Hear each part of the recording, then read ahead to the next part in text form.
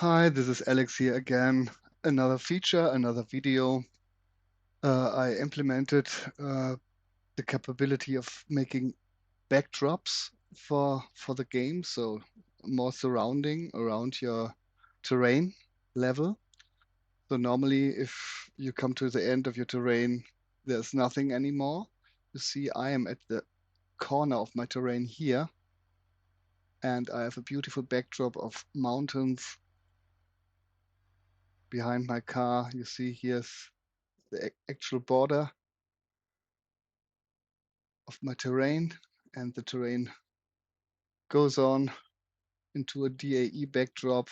So it's generated, um, and it's generated that way that it's adaptively generated. So it has high quality near the border of the terrain and gets lower quality far away, so that it's not getting too big. I do it in chunks. Yeah, and you see it looks quite nice. I've almost 16K backdrop now. These are the weather effects of BeamNG 0.39. It's very cloudy today. Perhaps not the perfect possibility to show you how big the backdrop is. So I go to environment, weather, and put down the cloud cover a bit. So now you see it better. You see if I go to map, you have a massive, massive backdrop now. So, okay, we hop in and I show you how you do it. Just look around and you see the colors are quite good and the transitions between the terrain and the backdrop is quite nice.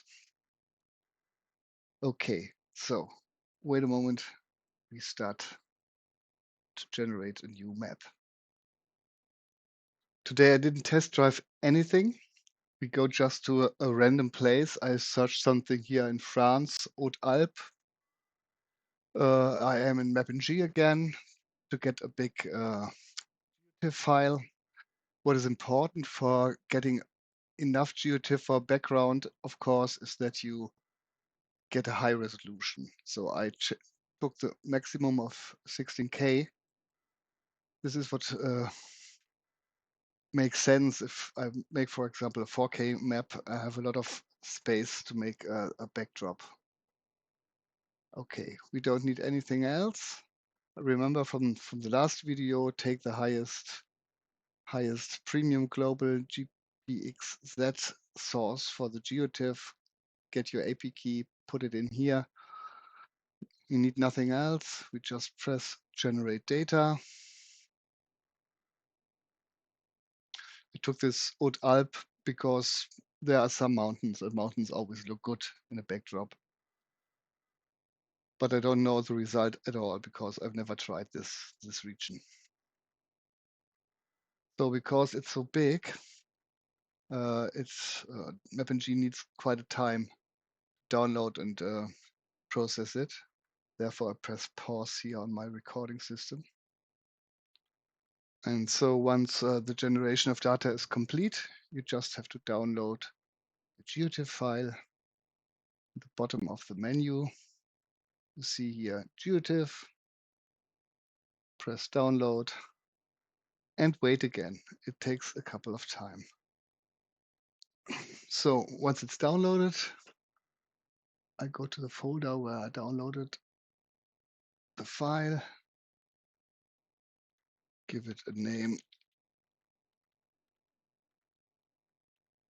I find back to it. Yes, Haute-Alpes, that's good. That's a good name. This is everything we do in MapNG. Now we open my tool. So if you didn't download the update, it should happen automatically if you start the tool again. Yes, and we start from scratch, I would say. Go to the Create Level wizard.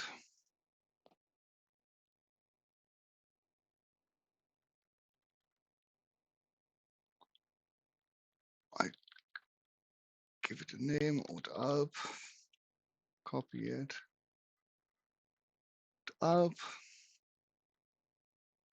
France for the country, nothing to fill in anymore here.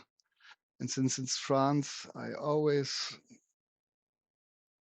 took the East Coast stuff for Northern European places. For South France, I would use Italy. For Northern France, I use East Coast. And I press initialize new level.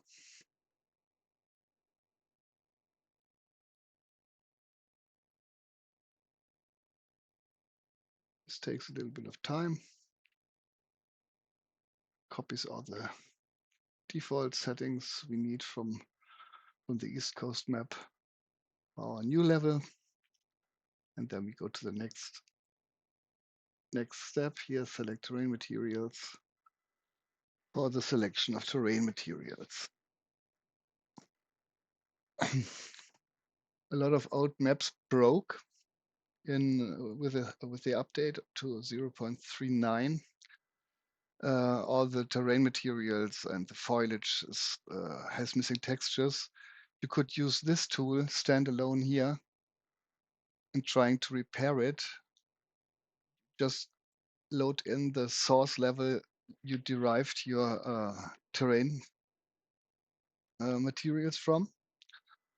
You load it in, and then you can say, it's just showing you, then you can say, here it doesn't work now because we don't have a target map. You can say that you want to replace the exact material with the one from the new 0.39 level, and then it should repair the materials. Just a small hint if you had these problems. But for now, we select everything here. They copy selected, copy materials. It's done. We continue to the forest brushes. We copy all the forest brushes, except man-made. I don't want them. I just want the trees and bushes and rocks. We copy the selected. Head over to the next visit step to assets. I don't want to copy assets right now for this demo, so I skip this step. And we are in the most important with that step, it's the terrain generation step. So, okay. We go and select files. Go to the downloads folder. We put the Haute-Alpes in. We just select it from MapNG. You see this is a 16K map with a very small selector. Therefore, I go to open full screen here on the right side. And I wanted to have this exactly this small city here. I go to 4K. And I just want to have the city in the northern part of the map. There are no roads anymore higher than that. So I select this part here. Happy with it. And we will take a nice big backdrop then later on. Doesn't work now. I'll show you when you can select it. We say apply selection. Then we auto assign all the materials as good as possible. Press this button. Saves us a lot of time. First of all, it catches now all the OpenStreetMap data from the internet. Needs a little bit of time. It's done already. You see all the layers are assigned, like forest. You can take a look at it. Wood is assigned and forest is assigned, and this looks really good. So we have some forest here, that's good. We can place some trees later. And it selected some roads, some dirt roads for road smoothing, and some asphalt roads. And take a look. We have living street, residential, secondary service street, tertiary street, unclassified street, all the important streets we have here. In my old version, I had the mistake and it didn't get unclassified automatically, but I corrected it in this version of the software. Okay, that's nice.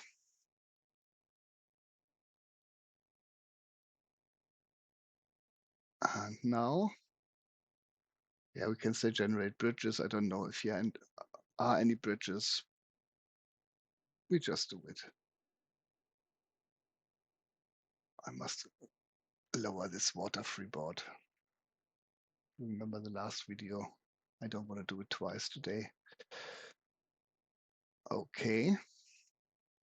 Then we have new here, the terrain texture mode. You can decide if you want to go into paint mode so that you can paint materials after the generation and see your dirt roads if you paint them. Or if you want to immediately start into base color mode, it's the mode where you can't paint. You can paint, but you can't see what you paint because the colors don't change. But in all, the map looks better if you are in base color mode. This goes automatically on if we want to generate a backdrop. Yes, because then base color mode makes perfectly sense. We have a lot of parameters here, not too many, but some.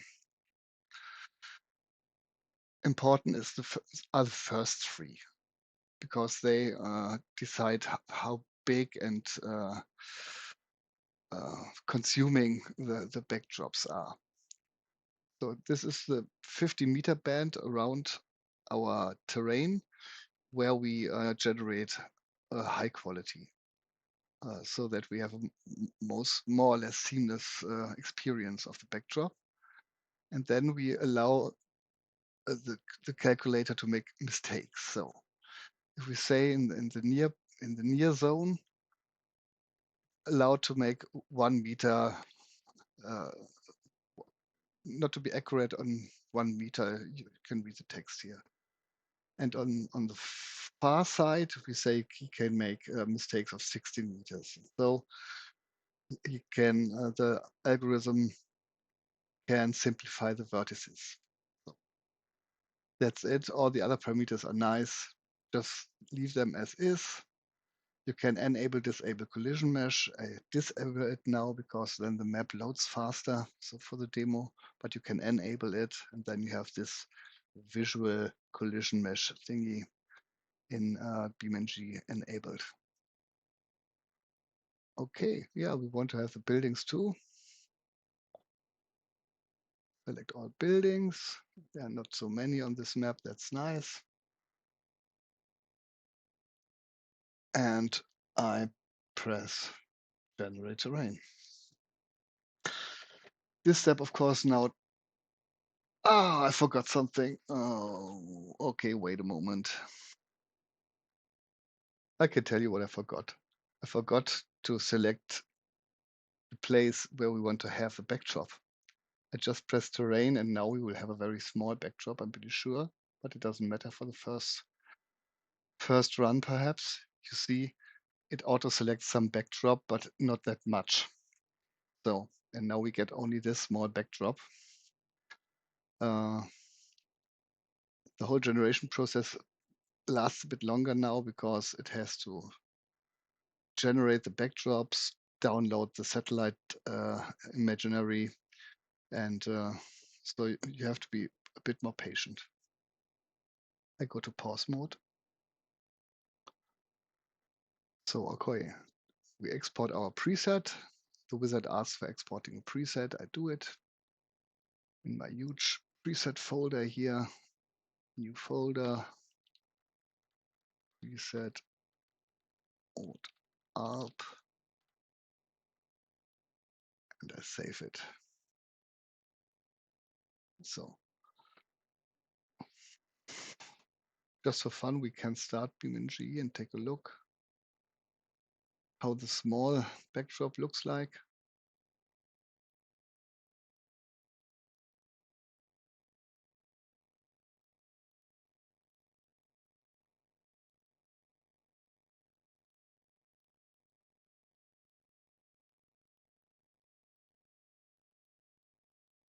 Oh, it doesn't start. No, no.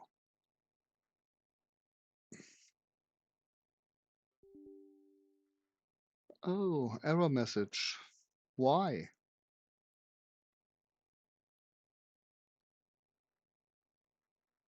I just updated my graphics card. Perhaps the driver of my NVIDIA card. Perhaps this makes problems.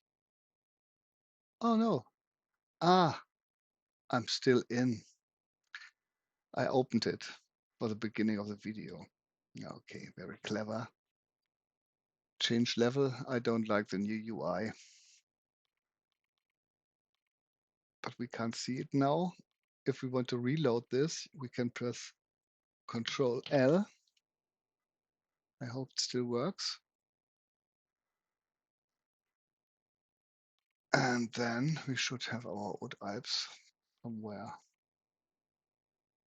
I thought it works, but it doesn't. Okay.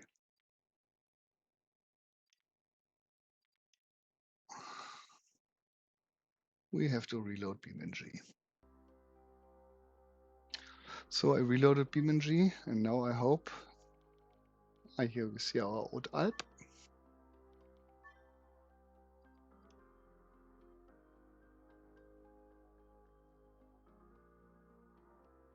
And we should already see a small backdrop. I hope so.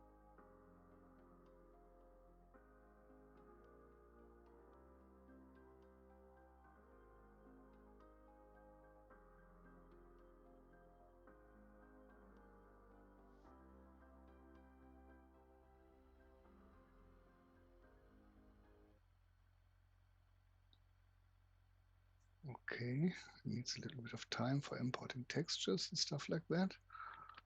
Now let's see if we have a backdrop ring or not. Looks like that. Here you see the border. Yes, we have. We have a small backdrop, but a very small one. Let's fly through the clouds. Here is our small village. And here you see the other sea. So I can't get away with it completely. I could try to overlap that stuff, but I don't know if it works well. So, but it's quite okay. So, but now we want to have it bigger, right? Then we go back, and you just take the handles, grips. Oh, wait, we open it full screen, it's better. And we just give it more backdrop in all directions. So that you can decide free. It doesn't have to be an exact cube or quarter or whatever. You can do something like this. For example, if you are somewhere at the coasts, don't want to have a big backdrop on the sea. So I guess this is okay. And if I change something like this, I will save me preset as well. Old Alp. Yeah. Okay.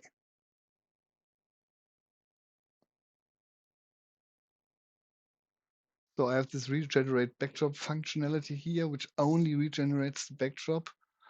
I'm not pretty sure if this works perfectly, to be honest, and I never tried it. Therefore, I generate the whole map again. It's only a couple of minutes, 1 or 2. Perhaps with a big backdrop, perhaps 3 minutes might be. So I pause. So it just finished in under 3 minutes. I'm quite happy with it. Let's see how big the backdrop is now.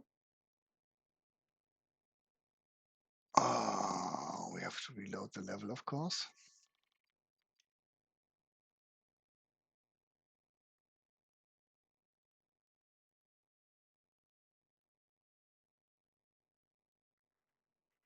Now loading times of the level can increase too.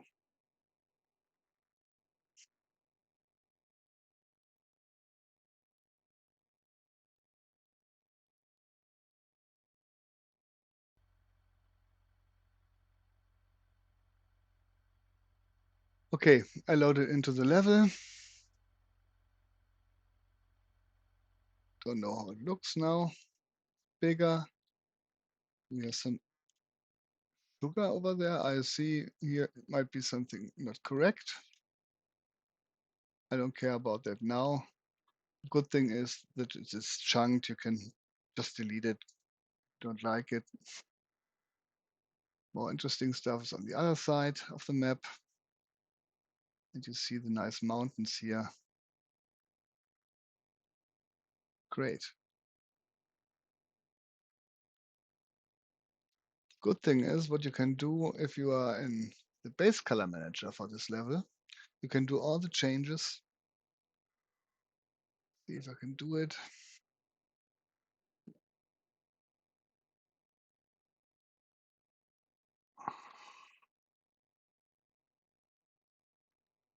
You can activate the paint mode, of course, for painting. That's clear. But what you can do is you can go to base color mode and you can say, okay, now it's set up to Google Satellite, which is standard if you start over, but you could switch to the ArcGIS satellite, download it, and it downloads it for the terrain and the backdrop as well. And even if we go and change the saturation a bit, because I don't like it so oversaturated, yes, and even reduce the overlay blend so that you can see the BeamNG materials better in game. Yes, you get, it's not seamless, of course, because it can't do it for the backdrop. It can only do it for the terrain.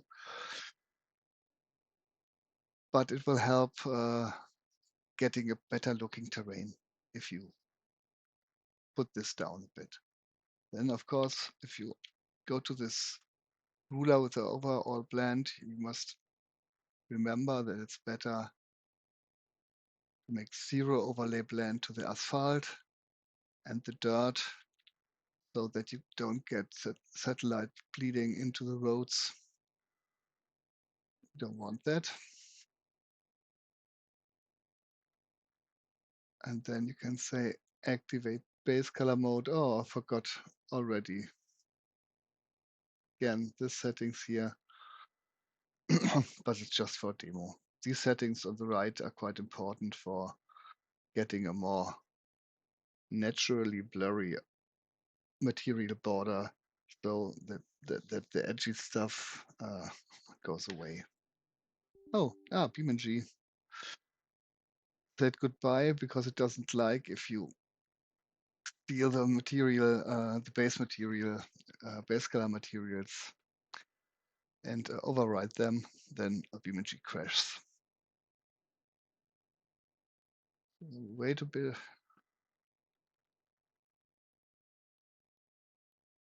I have a little bit of a cold, therefore my voice is a bit.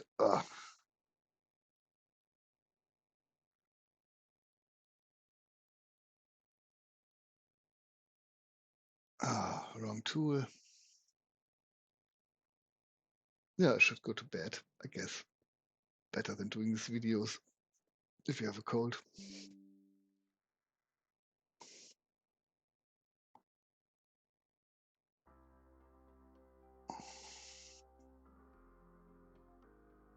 It's still building the base color. We have to wait a moment.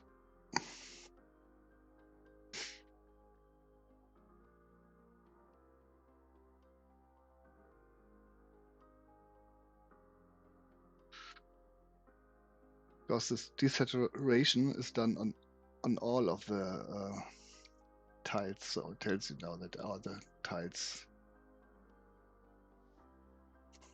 are baked. So I hope that it's true.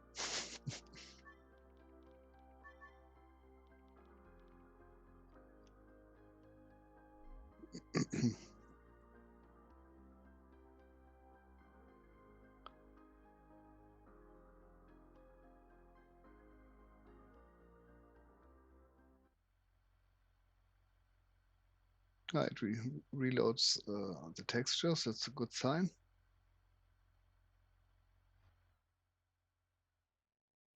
we did it already. And if you take a look here, you see the real terrain colors shining through.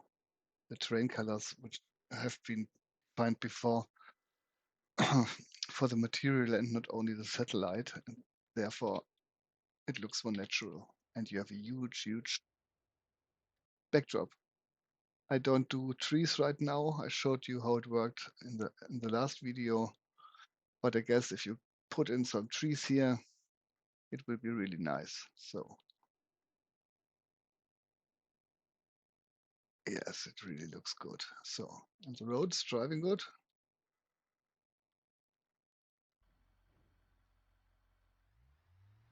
I just hit autopilot in. Yes, that doesn't look too bad.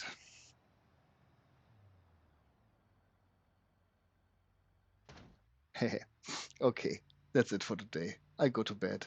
Bye bye.